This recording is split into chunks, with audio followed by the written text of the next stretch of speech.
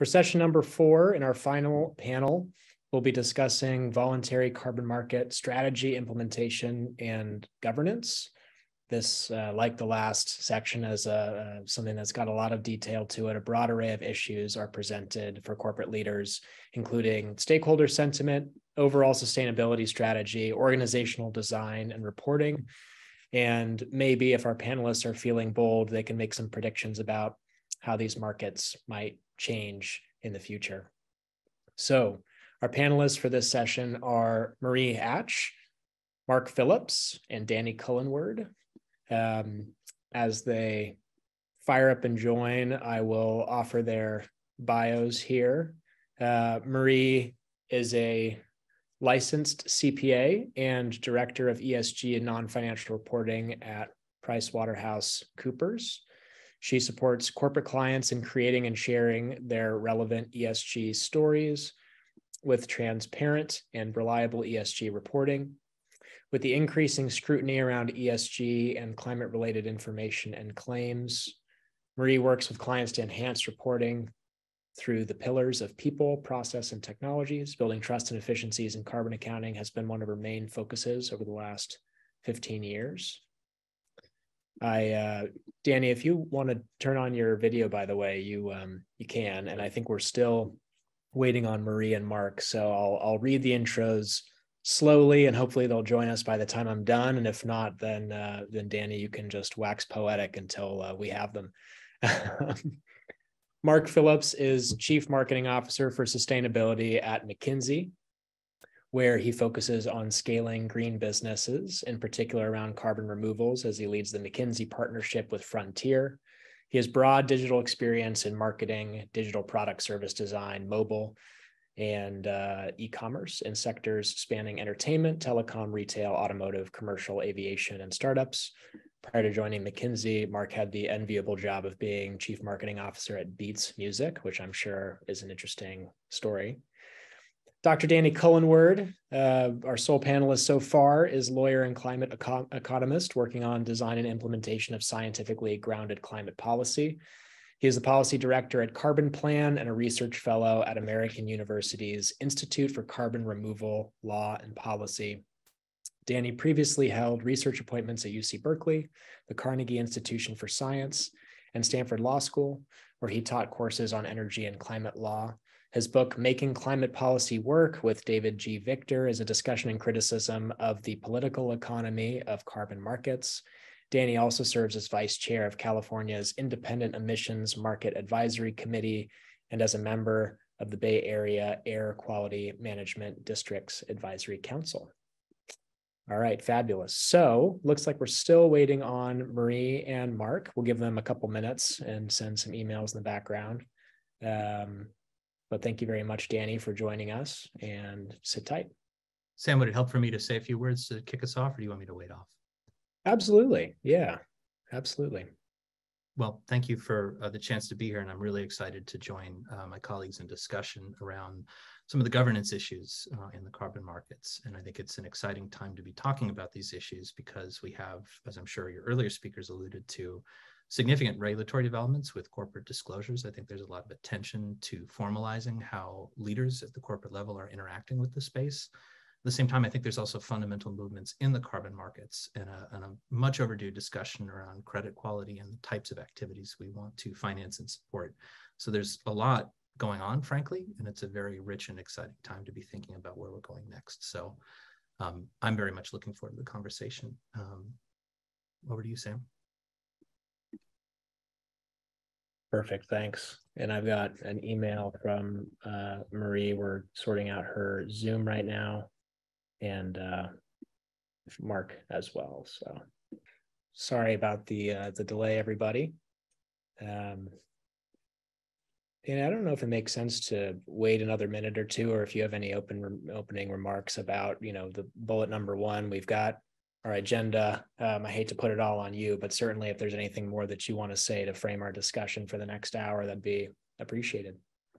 Sure. Maybe I'll kick off with the discussion about sort of the broader role of offsets in various net zero and other corporate standards we see. So I'm sure the other panelists will have some thoughts, but maybe just to contextualize the mass market of the carbon credit and carbon offsets industry is crediting projects that aim to reduce or avoid emissions. And only a relatively small minority address carbon removal, where you pull CO2 out of the atmosphere. And that removal part is going to be essential to the long-term balancing of emissions and getting to net zero, but it's not the bulk of what the credit markets today deliver. So that's a key tension. A second key tension that I want to flag is that the leading standards for what a corporate net zero target can and should look like generally contemplate prioritizing emission reductions, which is absolutely essential to getting us on track for these climate goals. But most have a very interesting role for carbon credits, and that is primarily to support outside of value chain, or what's called beyond value chain mitigation. There's essentially extra work that companies would do or finance outside of their own value chains on the path to these net zero targets. And I think we might get into some interesting discussion about how that operates today, but I think it's interesting to put in context that the sort of leading private market standards for what companies should be doing to address climate change actually prescribe a relatively limited role for carbon credits and contemplate a lot of the mitigation coming from other sources. And personally, I think that's appropriate, although we might get into some discussion around that. But again, there's this key tension between what do offsets do? What do they tell you about the cost of climate mitigation and the strategy that corporate officers and directors should be pursuing? And how are the credit markets going to need to evolve to match the moving roles that are required for those credits going forward? Because I think the changes required for a net zero compliance strategy contemplate pretty profound changes in the nature of what are the current markets today. And I see Marie's with us. Hi, Sam, can you hear me now? Yeah, we've got you loud and clear. Made it. You my God. it. Yes, thank you. And I'm gonna flip my video off and then work with Mark to get him on. Just a minute. Sorry about this. Yeah, for some reason I could hear you though until Maria called me and then fixed it, but I was not able to do anything else. So like, no, I'm here. It's kind of frustrating when you're like, I know I'm just trying to say something, but it's not working. Hi, but we made it.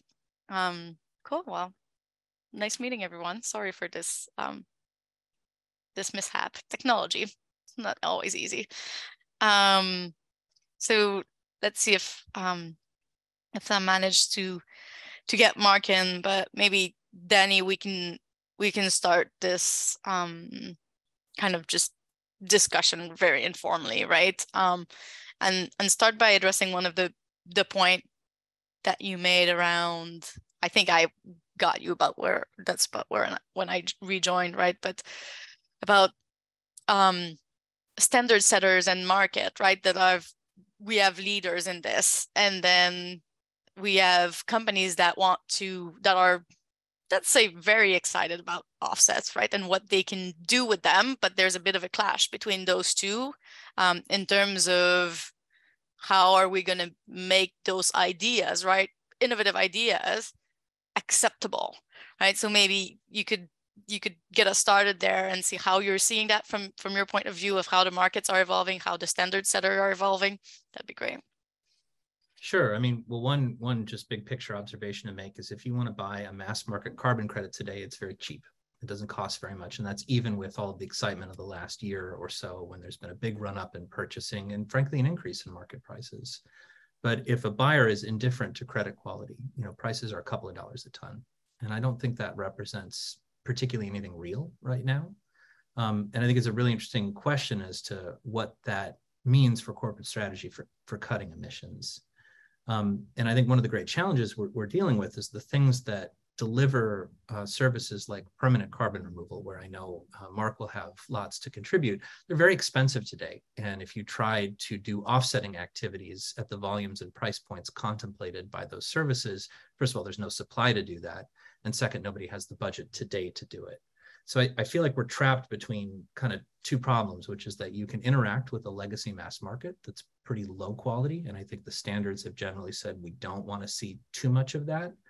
And moving to the higher quality carbon credits over time is supply constrained. It's full of risks, it's full of uncertainties, and it's at a price point that's out of the reach of most of even the leaders who are trying to move on this right now. So I think a lot of the interesting activity is coming from people who are trying to address those tensions proactively. Yeah.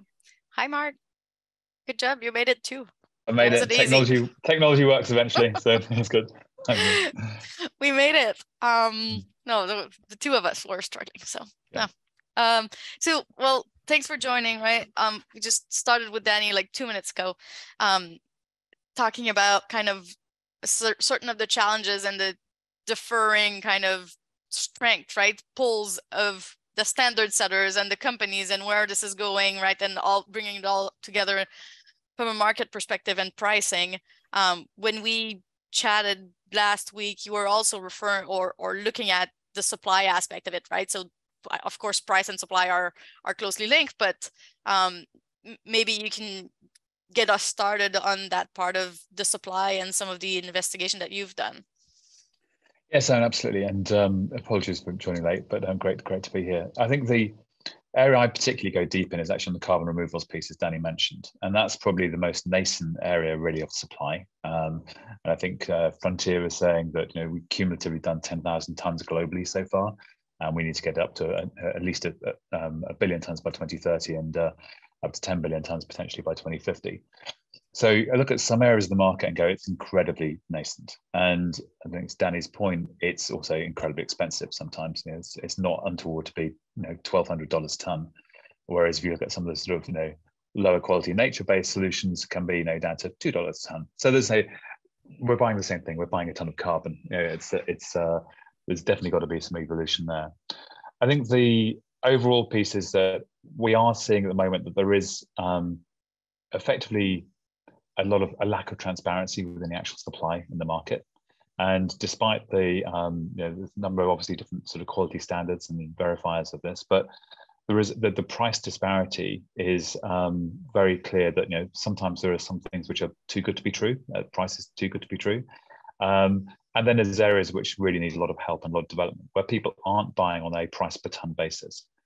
And I think in terms of the macro point in terms of price is that at the moment we have been very focused on a price per ton model. I think what we're seeing now is by the more sophisticated buyers and suppliers is they are looking at basically how do we move this beyond just a price per ton. So that it says, fine, if we say the minimum threshold of the quality offset is, let's say $20, $20, $30, but actually there are other sort of credits potentially available, but there's also just a broader piece around sort of mission alignment as well, which we're often seeing a lot of companies really engaging in. Yeah, I like that idea of moving beyond price per ton. When I think about some of my clients getting ready to make those types of investment, right? Then, I mean, I've heard companies throwing the billions out there, right, of their future investments. When we think about that, how do you go to your CFO, right, CEO, and say, well, I have the choice, right, of $2, $3 per ton, or even $100 per ton, right? And then we're like, how do you really message that in a way that they understand that it's not just the dollar per ton, but it's much more than that. Yeah. I think what you raise a really good point, Maria, which is actually it's suddenly the conversation's evolving as well, because who you actually have to have the conversation with. Whereas in the past you go to, hey, I'm going to the chief sustainability officer and you need to buy X volume. Now we're talking much larger sums of money. You say billions of numbers being used. We're part of Frontier at McKinsey, which is we've put 925 million into an advanced market commitment. That's probably the biggest thing in CDR at the moment. But there's some really big numbers being talked out there. I think the question is changing now from being a chief sustainability officer to being a CFO or a CEO conversation. And I think that's the dynamic. It suddenly means that actually we have to have a different level of rigor to be applied. No disrespect to all the chief sustainability officers, but a CFO is going to look at this in a very different way and is going to have is used to accepted standards which have a level of transparency which hasn't necessarily always been visible in the marketplace. And the CEO is looking for okay, what is the narrative? What is actually the story which actually I'm going to be able to play back to my investors, but also my internal stakeholders as well, in a way that's actually going to explain why we are trying to do the right thing and why we are actually genuinely making a difference. So I think this transparency piece and the audience change is a huge dynamic, which we're seeing evolve, particularly over the last year. Yeah. Just add to that, I think there's, we have this proposed SEC rule, which at least in its public draft form contemplates reporting carbon credit usage, which just to be clear is not currently required in any systemic way. And I think to your question, Marie, when you talk about this disparity in budgets, I think one of the things people have to include in that conversation is the pretty substantial risks of relying on the assumption of a very low price point with very large supply that can sort of square whatever accounting problem you put at it. There are lots of low quality credits in the market. There are significant reputational risks, I think, associated with those right now. And strategically, if you're trying to think about where you're going to be in 5, 10, or 15 years, the notion that the price point from that segment of the market is a useful sort of cost indicator, I think can be deeply misleading. And I think for a C-suite executive, that's the main insight I would want to draw out here is if you look at the mass market carbon price today on the voluntary markets, that doesn't tell you very much about the effort you should be applying within your value chain. And it doesn't tell you very much about the cost of actually trying to solve some of these problems outside of the value chain. Respecting, of course, that no one has the budget today to buy the most high quality frontier efforts that are available on the margins of the market. Yeah. If I switch the discussion to a little bit more on the quality aspect of it, right? And the standard setter for a moment, right? One of the things that, yeah, CFO CEO will want to know is that's not going to explode in my face, right? We're like, if we're going to pay that much money, we're bulletproof here. This is going to be good. There was no fraud going on in the supply chain. They're verified. We're going to get the outputs that we expect, right? All of this. How do we help standard setters to, let's call it, move faster with the innovation, right? To help kind of accept some of those new technologies, but still have the same rigor around the quality, the process that carbon offsets need to go through. I'm happy to jump in here as to give an example of how we've looked at it. And I think how we also see it on behalf of our clients as well is that it's one of those things that's actually really hard to build up and takes a lot of resource to build up enough internal expertise and knowledge to really honestly know the market and the level of depth that's required to be able to make those assurances. So one of the things we've done, and I think we're seeing increasing traction around, is actually sort of forming coalitions.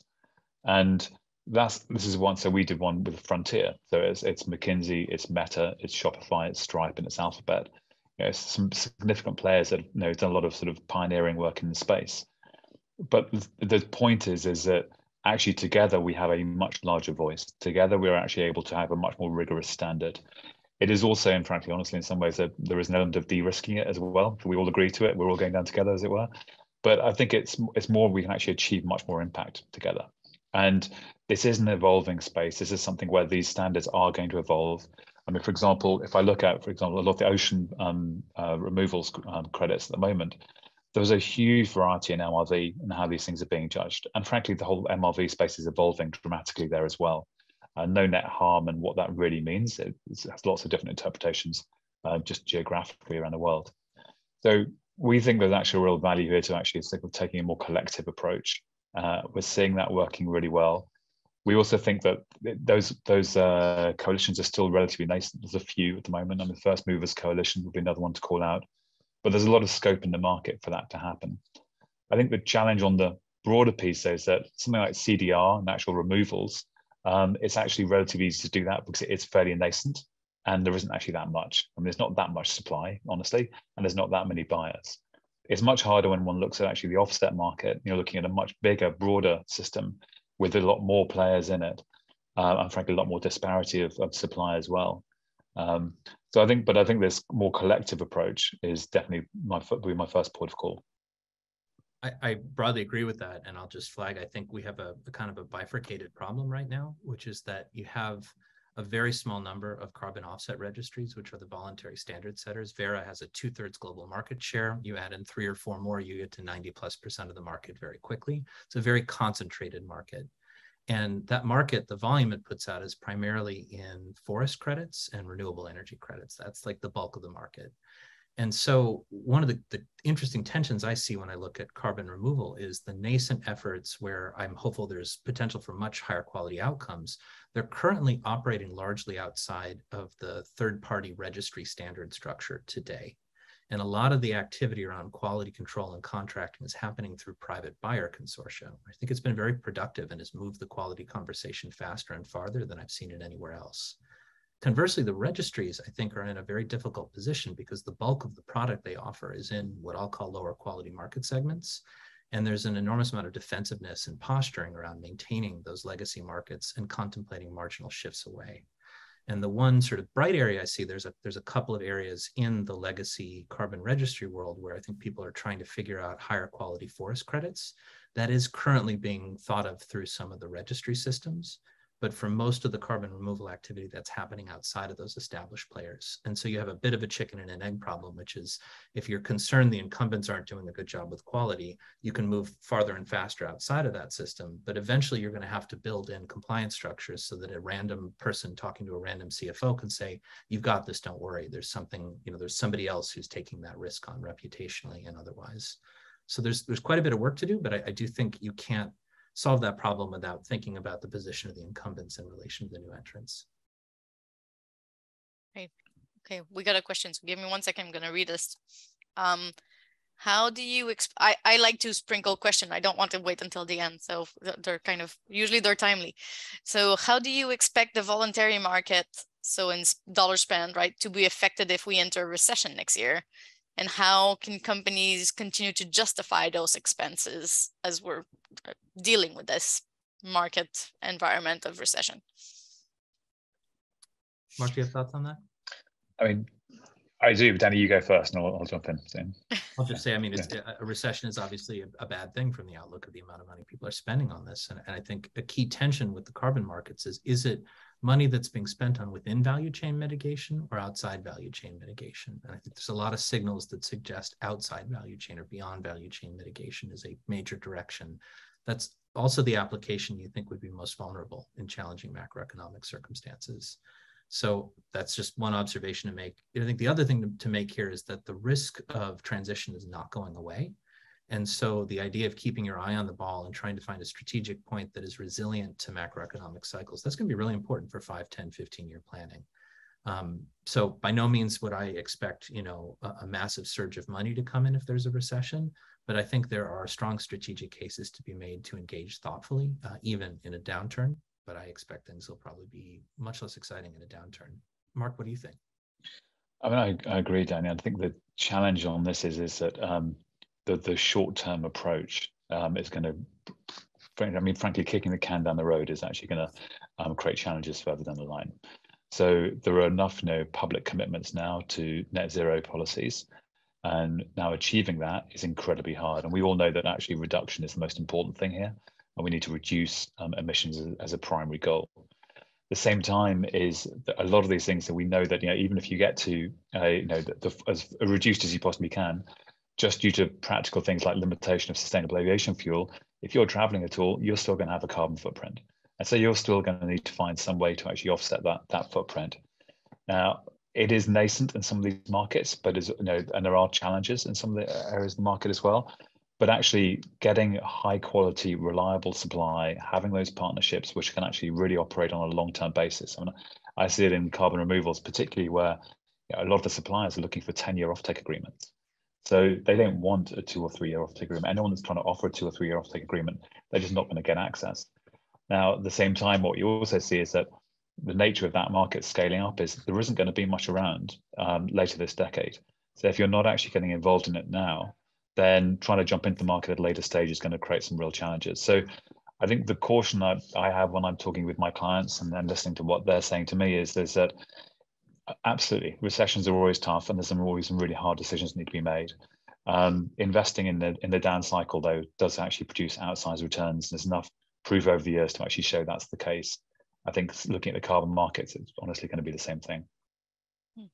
Yeah, that's that one part that I'm seeing, right, is companies trying to align within their value chain, to Danny's point earlier, right? So if we're going to invest in those carbon offsets, can we focus maybe or prioritize to a certain point, right, areas where it will help us drive change within our supply chain or value chain in the long run, so that we're really contributing to having an impact into kind of what we can control.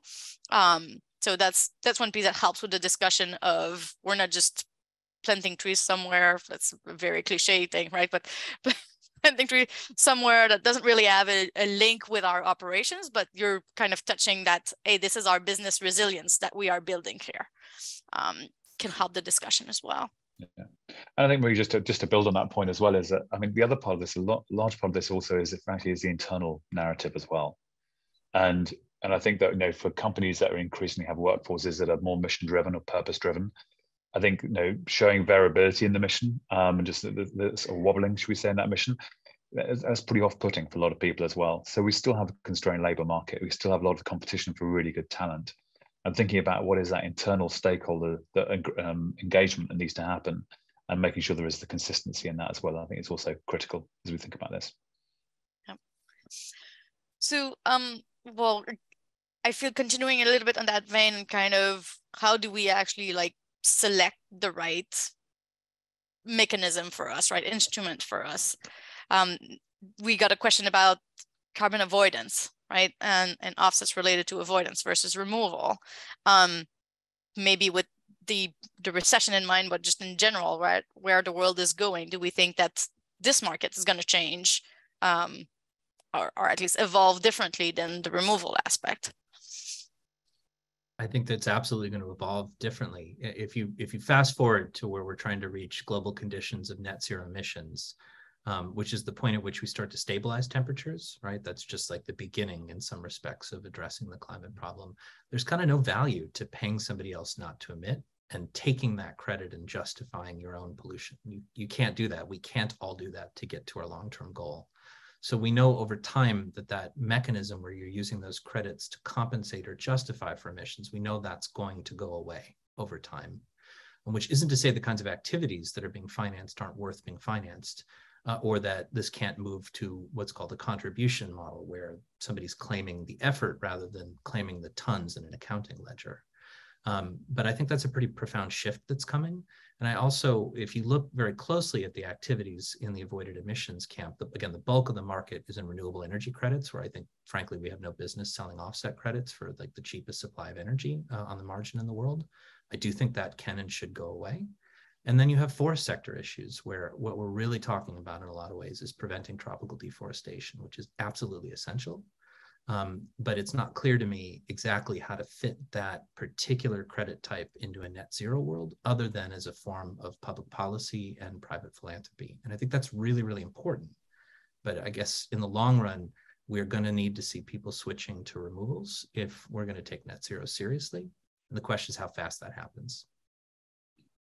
Yeah, I think the one build I would have, Daniel, I completely agree. I mean, I think ultimately the removals piece is going to be the critical aspect. I think what we are seeing is that, and again, it's even earlier with this than it is on the removals, is that actually the whole move to things like a biodiversity credit is going to actually be a interesting move, and I think there is going to be a market for that. So increasingly, there's somebody I know has a great line, which is there's no point building an ark unless you've actually got something to put on it. And I think that while absolutely we have got a net zero target, I think what we're seeing is that people are having a sort of more multi-attribute approach to actually how they're thinking about net zero. It's not just purely around carbon. We do need to make sure we have community, we have north-south equity, we have social justice. There's lots of other angles here, which are actually incredibly compelling as well for many corporates to actually really engage in.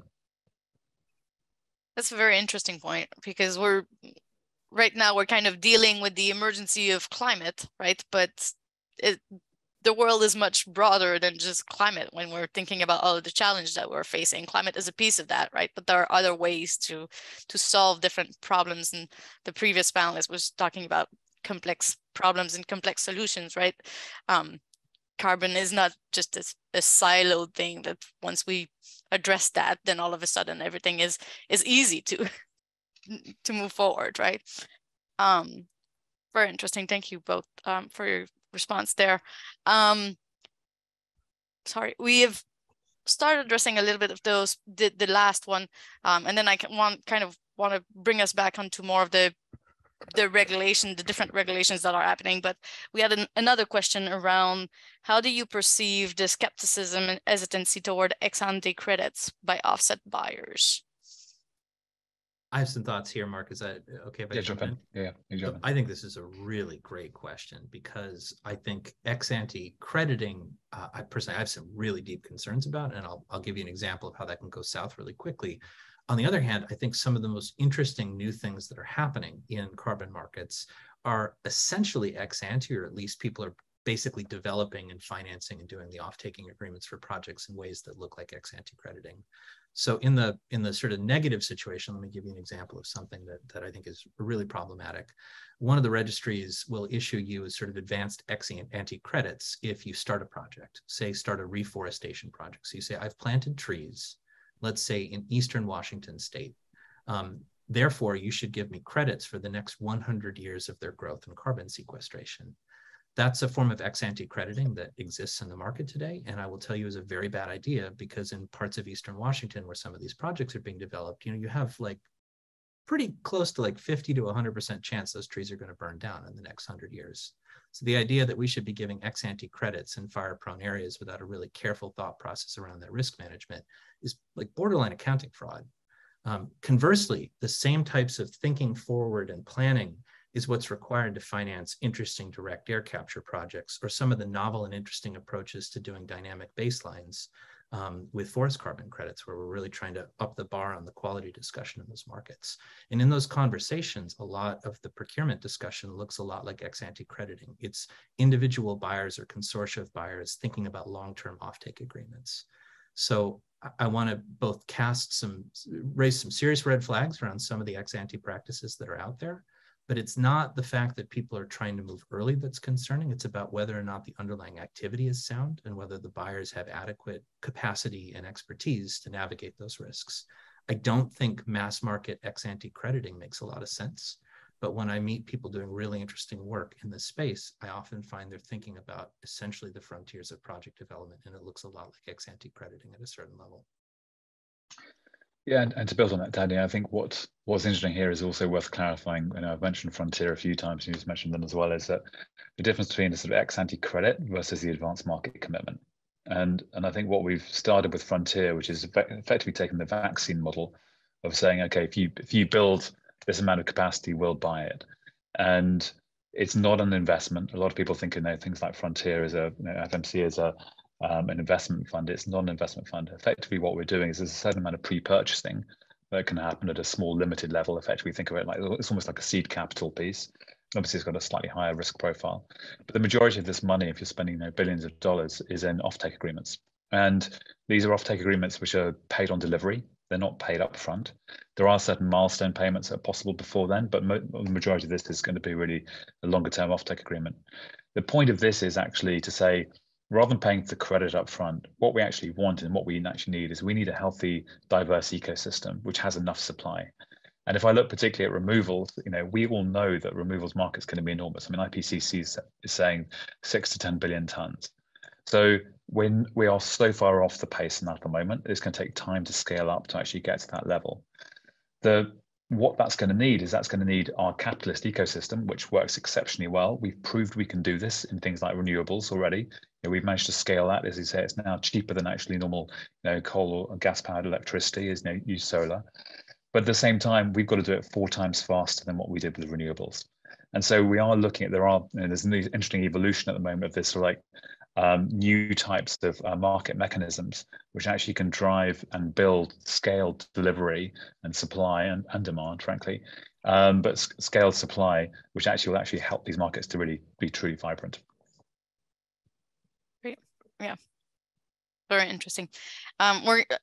We're going to address the new question in a minute, and I think I'd like to address it from a reporting perspective. So let's talk a little bit about SEC proposed rule that Danny referred to. Mark, I don't know if you were on, but the previous panelist started or mentioned the IRA, Inflation Reduction Act, and how this is going to impact or potentially create opportunities, right, for those markets.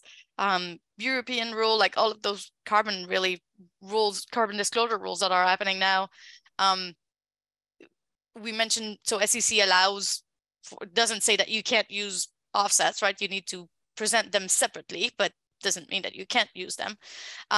Do we feel like this is going to drive the market for offsets versus some of the others initiatives that are a little bit more reluctant?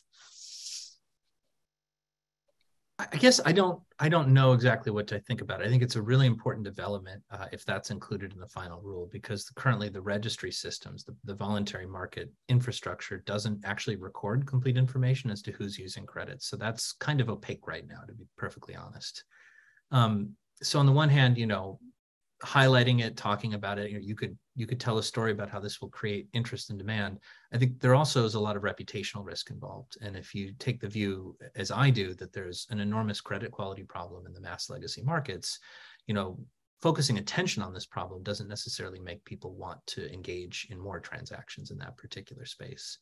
And as somebody who's very critical of a lot of what's going on in that space, I'm also mindful that we want to live in a world where, what Mark was just saying about scaling up some of the better options continues and thrives. But that's not easy to reconcile with some of the existing mass market practices. And it's not clear to me where that's all going to go, to be perfectly honest. I think the change I'm seeing on this is that I think, as we mentioned earlier, I think particularly SEC regulation is changing who's actually engaging in this. And so I think that while by itself it isn't necessarily going to force the action, I think by getting a very different audience of the CFO, CEO involved, I think that is actually bringing a different dynamic to it, which I think will bring, more trust ultimately to the market, which is needed. And it's definitely a pain point at the moment. I think that's sort of separate to, so I think that's one piece which is really positive and is definitely going to, I think, move things forwards. The other part is if I look at IRA and actually what that's doing, and if you can get $180 a ton now for DAC, and it's not even a tax relief, it's actually a proper cash. That's actually a transformative effect on the business model. And so I think IRA, while as well as being some very large sums of money, which is great to see coming into it. It's also this is really going to be a different dynamic in terms of actually how people are going to try and build businesses and in terms of the timescale. So one of the things that's really interesting about IRA is that there is a timescale to it, and you've got to get stuff done effectively. I think at 2030, 2031. And then you have 12 years to play with it in terms of that subsidy, and it's also uncapped as well. So suddenly there's an opportunity here, which is, this is effectively an opportunity to now make money rather than actually just do the right thing. And it's created a market very quickly. So I think there's a lot of people trying to react to what was in IRA because I don't think many people really saw it coming. And so there is a definite scramble at the moment to try and make sure that there are the business models there to really make most of it. But it's a transformative piece. And I think what we're seeing is suddenly it's, Europe in many ways has been ahead. I think this is a really transformative thing for America in terms of building and scaling these businesses. And that's, I think, again, a very positive, because I think most of the output of that is going to be much more trusted than what we've necessarily seen in the market before. So while none of these things are specifically saying, hey, how do we build trust individually? I think the new actors, the new money, the ability to actually create new businesses, it is going to be transformative. But it's, as Danny says, it's not without risk where we are at the moment. Mm-hmm. Does that, with this influx of money potentially from the IRA, does that impact the additionality aspect of it? Like, is that like a play of, well, yeah, they're not additional now. You have the money coming from the government, so those facilities, those projects would happen anyways, right? Is that, like, I'm playing a bit of devil's advocate, right? I'm not really. No, I think it's a very good question. Look, direct air capture is, I think it's still not very much a concern for a higher cost frontier activity like that. But, for capturing ethanol off of a biorefinery, I think there's a very serious question as to whether or not the tax credit is maybe more generous than one would need to pencil that project out. So the idea that you would need extra incentive to do that is potentially mistaken, especially if you combine it with various tax and climate policy incentives in California. So that's a real additionality issue. I'll also flag there's close to $500 million in direct incentives to the U.S. Department of Agriculture to engage and support in carbon market adjacent work in forestry. And depending on how those programs are structured, that could be basically subsidizing non-additional credit purchasing. It could also be designed in a really ambitious way to sort of raise the bar and deliver good outcomes. But that would be another area where I think we need to ask tough additionality questions. long term, the broader carbon removal evolution, I think we're quite a bit away from additionality being a major threshold of concern, but ideally we get to a point where that's a topic of conversation. Just don't see it quite yet. Yeah. No. Do you both think that whether the government should get involved into like registry and tracking, and do we want the government playing into that, or do we want to keep it more voluntary and open? I think we're going to see an evolution globally, and there's going to be different approaches. And I think that, that we go back to almost a business cultural piece on this. I think certainly there is already a difference between, say, how it's being treated in Europe versus how it's being treated in the US. I don't see that honestly really changing. We've got elections coming up here as well. Let's see what happens there as well. Again, there's a lot of potential change still to go here. I think within the US, though, I think what we see now is that there is an opportunity to build proper, robust businesses which aren't dependent entirely on just on a tax credit system. And there is going to be the demand. And the hard part, I think almost maybe slightly to build into your previous question, is actually how do you cross the sort of valley of death to actually get some of these businesses to scale? And we have an opportunity, I think, now in the US to do that with incentives. I think in Europe, there's a different approach, and we're looking at some escalating carbon taxes there as well. And I think there's going to be that will create other types of innovation, other approaches as we move forwards. I don't think there is a one-size-fits-all answer on this. Ultimately, at the end of the day, all of these things, we need everyone to do everything anyway. I'll just say I'm personally, broadly supportive of the government getting more involved in these issues. But as somebody with that personal perspective, I think the most interesting activity in these sectors has been in the private sector. I think some of the most sort of forward-looking and ambitious work has originated in the private sector. And I think a key tension for folks who maybe don't want to see as much government intervention as I would personally like is whether we're going to have enough clarity and distinction as between the legacy market for credits and the older approaches that dominate today's carbon markets and the newer approaches that both require a different infrastructure and frankly command a different price point. To the extent that that can be resolved immediately and clearly through private market trends, that's great. My experience talking to newcomers and folks who haven't invested the kind of time and effort that Mark and his colleagues have is that there's a lot of education that's needed before we come close to that perspective. And I would not be surprised to see just government transparency and disclosure requirements playing a constructive role. So you could imagine even a light touch of the federal government saying, here's a definition for removal. You cannot have a credit that claims to be removal unless you genuinely meet this. There may be value in an objective standard to that. There may be a value in objective reporting around durability and permanence issues where, again, it's not saying who's good or bad, but report what you are and be very clear about that so that there's clear and legally actionable information in the market that the private sector can work with. Right now, everybody's sort of asserting in the legacy markets that all tons are the same. And in practice, tons could not be more different depending on the sector and approach and crediting that's used. And we may need some help differentiating between issues where I think incumbent stakeholders have a vested financial interest in muddying those waters. I think the education point is critical as we move into this, right? There are so many complexities, so much diversity in what you can get, and it's so easy to get lost. So being able to communicate in a concise way and in a way that informs the non-carbon expert, right? In a way that they feel comfortable in what they're buying, what they're trading, what they're creating. It's going to be a key aspect for the future. We have like 10 minutes left. We had a bit of a late start. But do you both see the question panel, or is it just me? I think you both have access to it. Yeah. Is there like one of those three open questions? We kind of talked about double counting a little bit, but is there one of those three questions that you would like to dive first? Well, I'd actually want to start with the last one. I think there's an interesting piece which I'll do a slight twist on it, which is we've got a situation here where we have at the moment almost too much supply with a lack of transparency. What we ultimately know we're going to need is we're going to need a lot more supply with a lot more transparency and a lot more trust. I think there's an interesting piece here, which is, as Danny mentioned, this whole process at the moment, the carbon markets at the moment start with verification systems. I think there's an interesting potential here about whether actually what we need more is we need more just transparency in the system. And if that transparency is there, then actually what we then need is the verification systems can actually happen after we've actually established what the supply is. So I think there's going to be an evolution piece here in the actual market of actually how the market functions and operates.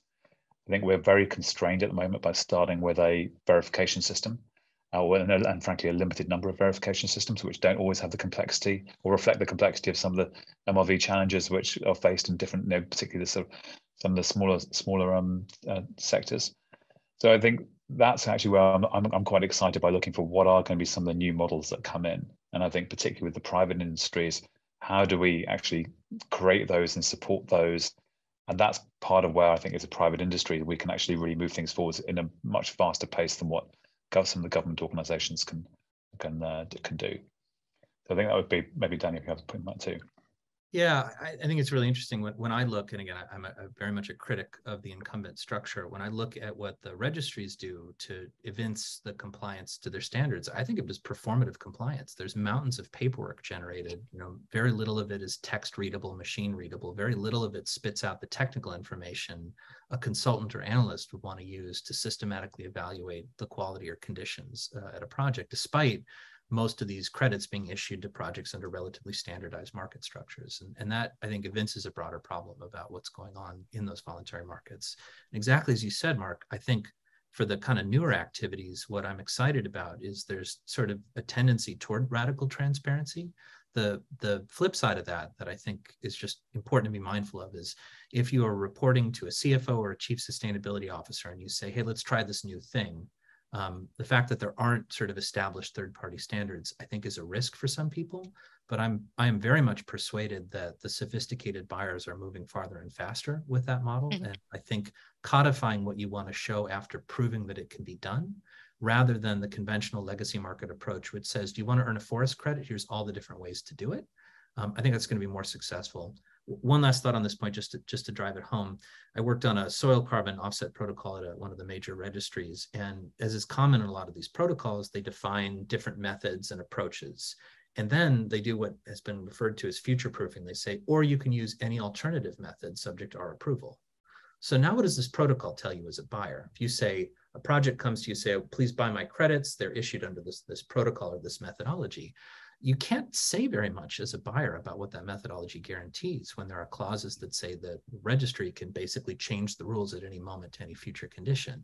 The reason they're doing that, I think maybe some of them have some darker reasons than this, but they're trying to anticipate that a model improves over time or that we figure out a better way of calculating this in 2 or 3 years. The problem is creating a fraud-proof system with that approach is almost impossible.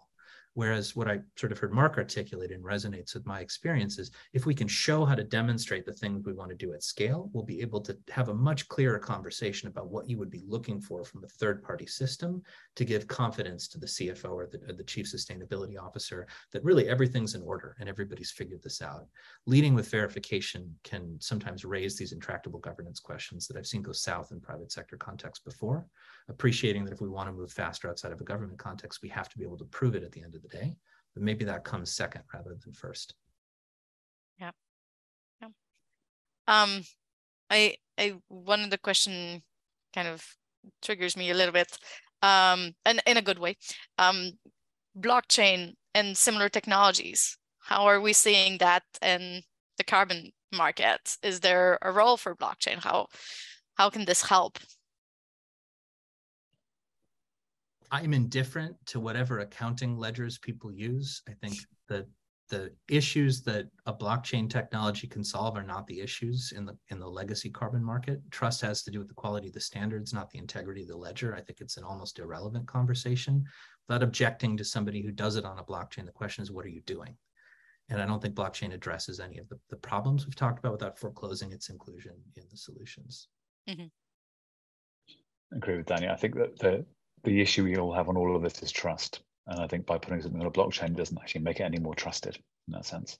It enables you to trust a bit of the ledger, maybe a little bit more, but I don't think Danny says that's not the problem. I think the interesting part here is actually, I think there is a real role to play for some innovative technologies and the aggregation of interesting technologies together. And so I'm thinking like, how do you take, say, satellites and combine that with other data sets and bring those things together? Absolutely, we're going to see some really interesting evolutions there. But in all honesty, I think the putting this on blockchain, it's no, this can't be crypto 2.0. And just aside, I mean, most of the crypto-related efforts in the space have been recycling inventory that hasn't been finding buyers in other market segments. So again, that's not the only thing you could do with these technologies, but when you look at how they've been applied with, you know, serious investment behind them, they have been arguably exacerbating the problems rather than addressing them, and that will go nowhere. So I am a little concerned when I hear people talk about that, because it has been abused in practice, and it is, I think, at best a little orthogonal to the main issues we need to work on. Fair. Closing thoughts. What's your wish for the next, well, I don't want to say 2-3 years, because I want to think long term for offsets and markets. So what's like your 1 or 2 things that you wish will happen to help the carbon markets get better? I think the main thing is I'm still really hoping is that I think companies stick with their targets to actually keep on reducing. I think whatever happens to the markets, and I think that, you know, this is not a get out of jail free card by any stretch. And I think people need to make sure they're not thinking about it in that sense at all. But I think if there is a substantive effort over the next few years to really ensure that we are changing the business models, we are changing the energy supply, that we are actually still really being much more considered as in terms of actual the sort of carbon footprints we're making, I think that's still my primary wish of all these things. I think the second part in terms of the markets is that I do think we're in an exciting time where there's a lot of trust that is potentially going to come into the market, trusted supply, which is going to come into the market at the right time. I think the move away from a price per ton into a multi-attribute model is really exciting, and I think will enable us to actually generate some really interesting and as I say, trusted supply. And I think the last part is that I think that there is something to think about here, which is we all know that actually supply is going to be very constrained, particularly in removals. The quality of supply is going to be very restrained in the sort of later years of this decade. And so starting to think now about, okay, what are the options I'm going to need, and start to almost think about this as a sort of futures market, and the ability to actually learn the market and to really get involved, I think is an incredible opportunity. And so I think my last piece would be, I hope people really start to think about this as a, look, if you can get involved now and actually start to really understand, to learn, there's a significant upside, and there's going to be some real advantages for those corporates and that do make the investments. I completely agree with that. I think if I could wave a magic wand and get one outcome, sort of practical next steps, I think the premise of my argument is that today's voluntary carbon markets, the legacy segments, do not tell us very much about where we need to go in terms of domestic reductions, internal reductions for companies, or the future opportunities and applications. So do not index to that, particularly folks in the C-suite or in the directors community who are coming newer to the climate issue. Do not index to the voluntary markets as the signal for what needs to be done. It's currently a little bit different than what needs to be done. And I think following from that, if companies are in a position where they've been procuring legacy credits and they're willing to acknowledge that a lot of the legacy credits do not deliver the quality outcomes they might want, but they don't yet have a budget to buy, just making this up, direct air capture at $700, $800 a ton, which again, very few people do. How do you start to channel the monies that are going into these markets right now into more productive activities in these markets? And I completely agree with Mark. The way to do that is to break the dollar per ton pricing. We need to figure out how to say to people, you don't have to count as many tons as you currently think you might need to in the short term, so long as those dollars and that effort is going into either the frontiers of new technologies or more impactful ways to protect ecosystems and deliver the co-benefits that a lot of people use to sort of justify interventions in the current markets, but which I don't think are really delivering particularly well on those fronts. So the more we break the dollar per ton and start to measure the contribution, I think the more potential for more companies to do interesting and exciting things, including in the markets, there will be. Yeah, great. Well, thank you both. Yeah, I'm really looking forward to kind of seeing how this continues to evolve and innovate. I'm always kind of amazed with all of those new ideas and pitch that we hear sometimes. Companies, I have this idea about carbon offsets. We should evaluate that. So yeah, hopefully this innovation is not hindered by any sort of either market pressure or governmental pressure, right, or standard setter, but really kind of thinking towards the big output here that we're looking for. Sam, did you want to take this back? Absolutely. Thank you so much, Marie and Danny and Mark, for the time today, and all our panelists. To the audience, thank you for sticking with us and your attention today. We'll circulate an email soon with the link to the video recordings and obligatory plug for the Rock Center. If you want to keep in touch, feel free to sign up for the email newsletter, reach out to me personally via email or on LinkedIn. Have a great rest of your day, everybody. Thanks again, Marie, Danny, Mark, for that awesome discussion. Appreciate it. Thanks for having us. Thank you.